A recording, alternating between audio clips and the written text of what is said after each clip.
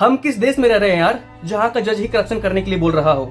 अभी हाल ही में एनसीईआरटी ने क्लास 8 की बुक में, सोशल साइंस की बुक में करप्शन का एक चैप्टर ऐड किया था, जिसमें उसने बताया था कि जुडिशरी सिस्टम में कितना ज्यादा करप्शन होता है और वो कैसे कैसे होता है। केसेस बैकलॉग के बारे में बताया था, कोड ऑफ कंडक्ट के बारे में बताया था, जुडिशरी के अंदर अकाउंटेबिलिटी सिस्टम को समझाया था, सीपी ग्राम सिस्टम के जरिए कितनी शिकायतें मिली हैं इसके बारे में बताया था, जो कि बिल्कुल सही था, कुछ भी गलत इसमें नहीं है। लेकिन हमारे सुप्रीम कोर्ट के सीजीआई सूर्यकांत जी का कहना है कि आपने जुडिशरी सिस्टम पर करप्शन जैसे मामले कैसे उजागर कर दिए, कैसे उठा दिए।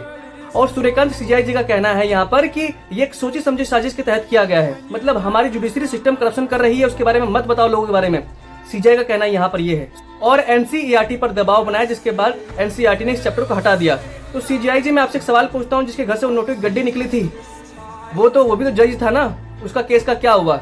और हाँ, सुप्रीम कोर्ट में 88,000 से ज्यादा केसेस पेंडिंग है, उसकी अकाउंटेबिलिटी कौन लेगा? सोचिए, सुप्रीम कोर्ट में 88,000 केस हैं, तो फिर भारत के जितने भी हाई कोर्ट्स होंगे उसमें कितने केसेस पेंडिंग होंगे, और डिस्ट्रिक्ट लेवल पर जितने भी कोर्ट्स होंगे उसमें कितने केसेस पेंडिंग होंगे, उसकी अकाउंटेबिलिटी कौन लेगा? सीजीआई जी। और अभी हाल ही में सीजीआई जी को 8,630 के करीब कंप्लेंट्स मिली हैं जजों के खिलाफ, उसकी अकाउंटेबिलिटी कौन लेगा? इस देश के हर नागरिक को जानना जरूरी है कि जुडिशरी सिस्टम कर क्या रहा है। सबसे ज्यादा करप्ट इस टाइम पर जुडिशरी सिस्टम है। सबसे ज्यादा शर्म की बात यहाँ पर कि 2 लोगों का मर्डर केस में आदेश दिया जाता है कि ऐसे लिख दो और छूट जाओगे। कितनी बड़ी घटिया और कितने निंदनीय काम किया गया है जुवेनाइल कोर्ट के द्वारा।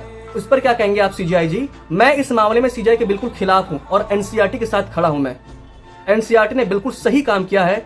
पता चलना चाहिए लोगों को, देखो जुडिशरी सिस्टम में कितना ज्यादा करप्शन है, जिसके बारे में कोई बात भी नहीं करता। अरे लोग आज भी डरते हैं कोर्ट कचहरी का चक्कर लगाने से। उनको डर लगता है कि यार कोर्ट के चक्कर में मत जाओ, फंस जाओगे वहां पर।